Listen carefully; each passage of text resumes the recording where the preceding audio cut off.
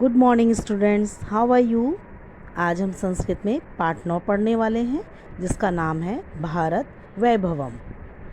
अब हम पाठ के प्रारंभ में दिया गया पाठ का परिचय पढ़ेंगे। देखिए, प्रस्तुतो अयम पाठः भारत भारती वैभवम इत्याख्यः ग्रंथात् संकलितः। इस पंक्ति का अर्थ है यह पाठ भारत भारती वैभवम नाम के ग्रंथ से संकलित है।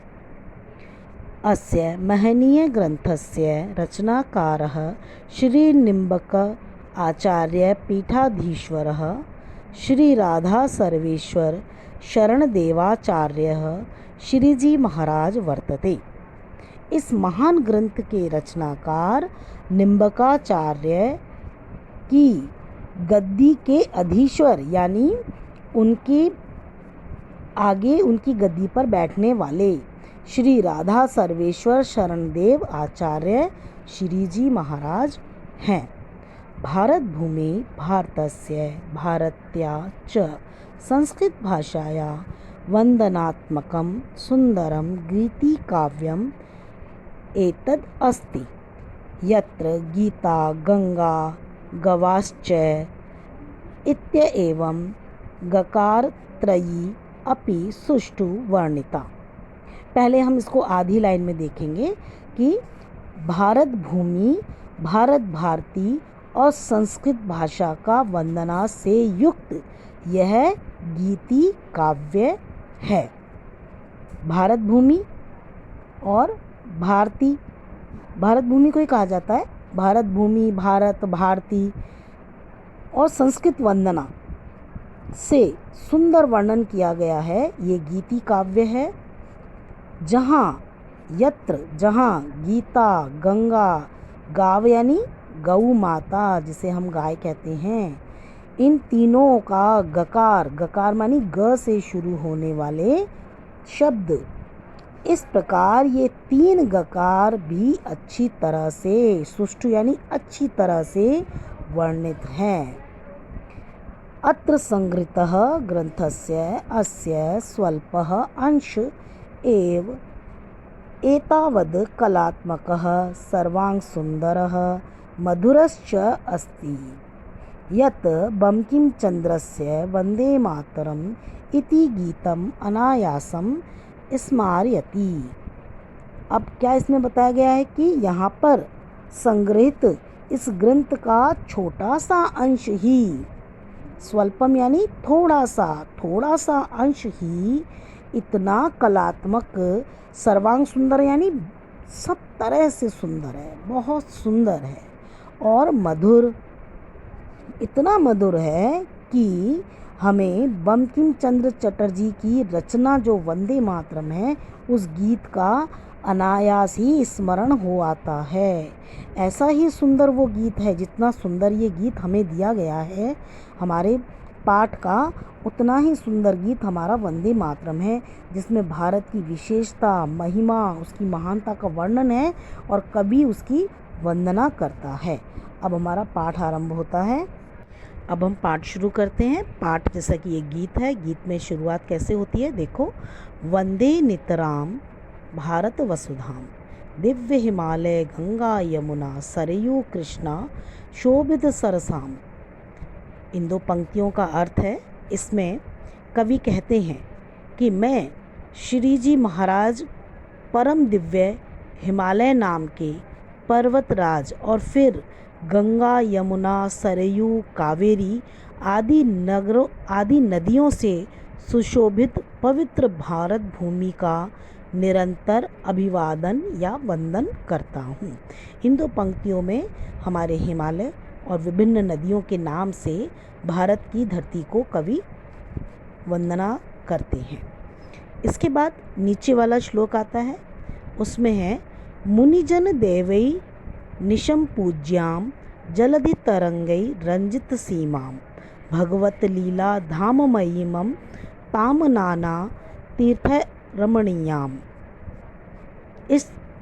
इसमें बताया गया है कि इसमें कवि कहना चाहते हैं कि दिन रात मुनिजनों के द्वारा पूजने योग्य सागर की लहरों से सुशोभित जो हमारी सीमाएं हैं, वो जो सागर की लहरों से पूरी सीमा बनी हुई है, वो भगवान श्री कृष्ण की लीलाओं से, जो यहाँ की कृष्ण की लीला से ये जो स्थान है वो उनकी लीला करने का स्थान है। यानी भगवान श्री कृष्ण की लीलाओं से जो विभिन्न तीर्थों के कारण मनमोहक है, मनोहर है, ऐसी उस भारत भूमि की मैं वंदना करता हूँ।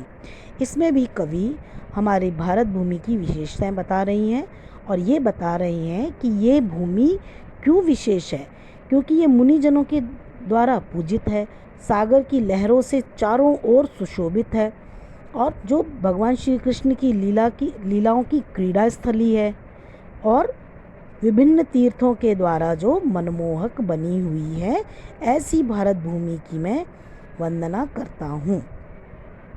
इसके बाद श्लोक आता है, अध्याम धात्रीम गौरवपूर्णाम शांति वहाम श्री वरदाम सुखदाम सस्य श्यामलाम कलितामलाम कोटि कोटि जन सेवित मुदिताम।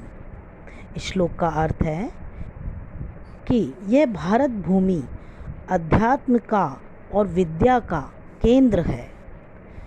ये भूमि धार्मिक और विद्वानों से भरी हुई है, गौरव से परिपूर्ण है, गौरवपूर्णा गौरव से परिपूर्ण है, शांति वहाम शांति प्रदान करने वाली है, श्री वरदाम सुखदाम लक्ष्मी देती है, सुख देती है और सस्य श्यामलाम धन धान्य से भरपूर है। यह भूमि निर्मल तथा असंख्य लोगों द्वारा सेवित होने से प्रसन्न है, कोटि कोटि करोड़ों असंख्य लोगों से प्रसन्न है।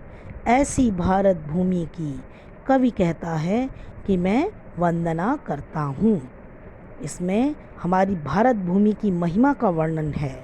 इसके बाद आता है, वीर कदम्बै रति कमनीयाम सुधिजनैश्च परमोपास्याम वेद पुराणै नित्यर सुगीताम राष्ट्र सुभक्तैरीड्याम भव्याम। इस श्लोक में बताया गया है कि शूरवीरों के समूह से अति शोभित वीर, बहुत से वीरों के समूह से ये हमारी धरती सुशोभित होती है और बुद्धिमान लोगों द्वारा सब प्रकार की सेवा करने योग्य या वंदना उपासना करने योग्य जो विद्वान हैं, बुद्धिमान हैं, वेदों और पुराणों द्वारा सदैव शांति और प्रशंसित राष्ट्र भक्तों से युक्त स्तुति करने वाले उस विशाल भारत भूमि को, इसमें भारत भूमि की विशेषताएं बताई गई हैं कि हमारी भारत भूमि की क्या ऐसी विशेषता है जिससे कवि उसकी वंदना करता है। क्या है? इस श्लोक में बताया गया है कि वीरों का समूह से शोभित है हमारी भूमि, बुद्धिमान लोगों के द्वारा सेवा की जाती है इस भूमि की और वेद पुराणों के द्वारा इसकी प्रशंसा की जाती है और राष्ट्र भक्तों से संबद्ध है। ये राष्ट्र भक्त हैं, इसमें असंख्य बहुत से राष्ट्र भक्त और स्तुति करने योग्य है ये धरती। इसलिए कवि कहता है कि मैं उसकी निरंतर वंदना करता हूँ। अब हमारे इस पाठ का आखिरी श्लोक है, नाना रत्नै मणिभिर्युक्ताम हिरण्य रूपाम हरिपद पुण्याम राधा सर्वेश्वर शरणो अहम वारम वारम वंदे रम्याम। बार बार इसकी कवि वंदना करता है, बार बार इसको नमन करता है। क्यों?